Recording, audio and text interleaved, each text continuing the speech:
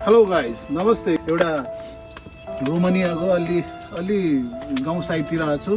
गाउँ साइडमा हाम्रो दाजु हुनुहुन्छ। दाजुसँग म अलि कुराकानी गर्न चाहन्छु होइन, त्यही भएर अलि भिडियो बनाएको। त्यही भएर उहाँ दाजुलाई म केही सोध्न चाहन्छु। दाजु, तपाईँको नाम? मेरो नाम सन्तबहादुर गुरुङ। सन्तबहादुर गुरुङ।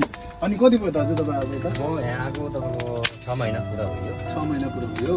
कस्तो छ काम, के छ, कस्तो छ भनिदिनु। मेरो अब काम भन्दाखेरि ठिकै छ भनौँ, काम चाहिँ ठिकै छ। त्यो सेलेरी चाहिँ छैन, अलिकति कम्ती छ हाम्रो। हजुर, जम्मा त्यही 2700 अहिले फुडकार्टले गर्दाखेरि 2700 लि यहाँको पैसा 2700 लिएछ। फुडकार्टहरूले गर्दाखेरि अहिले पर्सेन्ट काट्दा चाहिँ यहाँको जे पनि छैन। ट्याक्सले गर्दाखेरि अहिले 2600 2650 आउँछ। काम चाहिँ हाम्रो त्यस्तो छैन भनौँ। अब तपाईँको 8 घन्टा हो ड्युटी, अब हप्तामा 5 दिन। अनि खाना रासन ल्याउन पनि अलिक गाह्रै छ भन्नु। म आज म पनि गएको होइन, गाडी हिँडेर धेरै हिँड्नुपर्छ होइन, गाह्रै रहेछ। गाह्रो भन्नाले अब काम त सजिलो छ तपाईँको। हाम्रै सजिलो छ हजुर। जानलाई हामीलाई यसो 4 किलोमिटर पऱ्यो होइन, जान आउन रासन ल्याउनलाई रासन लिन जानु। त्यो त अलिक दुःखै भयो होइन। अलि अब यहाँ त्यही छ यताको अलि होइन, त्यो गाडी साडी कमै कुद्ने, मान्छे पनि कमै हुने गाउँ साइडतिरको रहेछ होइन। अनि कति 7 महिना जति भयो भन्नुभयो होइन। अनि कमाइ कस्तो हुन्छ भने चाहिँ कस्तो यहाँ बस्ने होला नि त के कसो? अब त्यही बदली त बदली हो, अब छैन होइन, घुमघाम यताउति छैन। अब बस्ने हो, खाने हो यहीँ। अब त्यो फुडकार्टबाट खाइन्छ, पैसा सेलरी चाहिँ जति छ त्यति चाहिँ बच्छ। त्यस्तो भयो त अलि अब कस्तो हुन्छ भनेपछि उता नेपालबाट तपाईँ कस्तो के सोचेर आउनु भएको थियो? कस्तो थियो तपाईँ आफ्नो नेपालबाट त अब तपाईँको राम्रै होला, अब 1.5 लाख 2 लाखै कमाउँछ भन्ने सोच थियो होइन, हुन्छ भनेको थियो। त्यही सोचले आयो, आउँदा त अब छैन यहाँको। अब इन्भाइरोमेन्ट त्यस्तै रहेछ, फेरि गाउँमा परियो। अब ओभरटाइम भइदियो भने अलिक हुन्थ्यो पनि होला, फेरि ओभरटाइम हाम्रो छैन। त्यो भएपछि तपाईँको त्यही हो 80-90 सप्लाह त्यस्तै हुन्छ। बच्छ बाहिरतिर गयो भने, बाहिर जान पायो भने। बाहिर जान पाएँ। महिनामा कतिचोटि जान पाइन्छ दाइ? महिनामा तपाईँको यस्तो हो, हप्तामा जाने हो। अब कहिले सबैलाई लैन्छ, अब कहिले पालोमा 2 हप्ता गयो भने चाहिँ तपाईँको त्यही हो 800-900 हुन्छ। त्यही भएपछि हामीलाई मेकअप 3000 समथिङ हुन्छ कि। चिसोमा तपाईँले बाहिर काम गर्न सक्नुहुन्छ कि बाहिर दिन्छ कि काम कम्पनीले दिन्छ तपाईँलाई?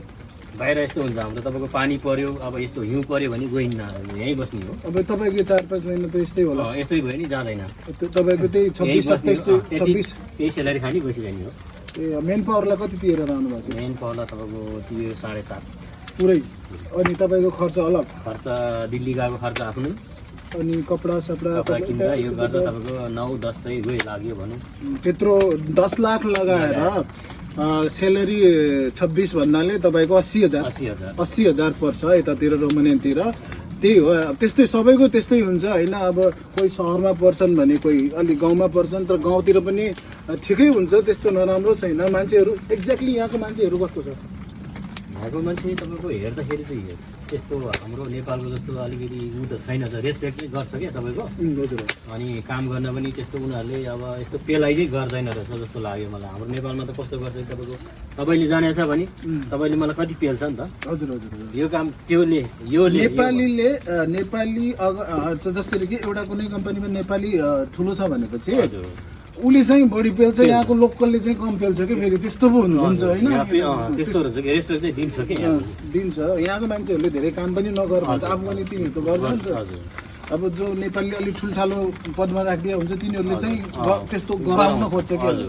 ए त्यस्तो हो। ठिकै छ दाजु, आज अलि रमाइलो गरौँ। आगो सागो बालिया छ, यता चारैतिर हिउँ पनि परिरहेको।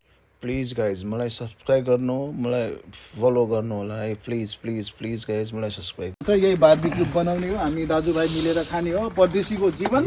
अनि के 2-4 शब्द भन्नु न तपाईँ आफ्नोतिर। नमस्ते, मेरो सन्तबहादुर गुरुङ।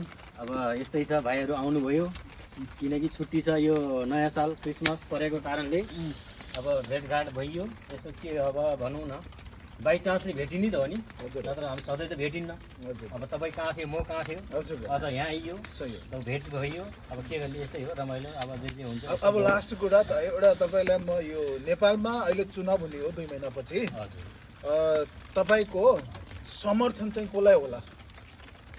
मेरो समर्थन भन्दाखेरि म त खै यहाँसम्म मैले भोट पनि हालेको छैन होइन एक्ज्याक्टली यस्तो हो कि अब युवाहरूलाई दिने सबैको चाहना छ नि त युवाहरूले पाउनुपर्ने छ अब बुढाखाडाहरू त अब त्यस्तै देश लुटेरै हिँडिसके हजुर बुढाखाला त अब देश लुटेरै हिँडिसके अब युवाहरूलाई चान्स दिउँ हामी युवा छौँ तपाईँ पनि अब त्यति खासै त उमेरको हुनुहुन्न युवै हो होइन त्यही भएर तपाईँहरूले खास गरेर चाहिँ कसलाई मान्नु भएको छ अहिलेको पार्टीमध्ये अहिलेसम्म त अब मैले अब हेर्नु त रासोपै हेरिरहेको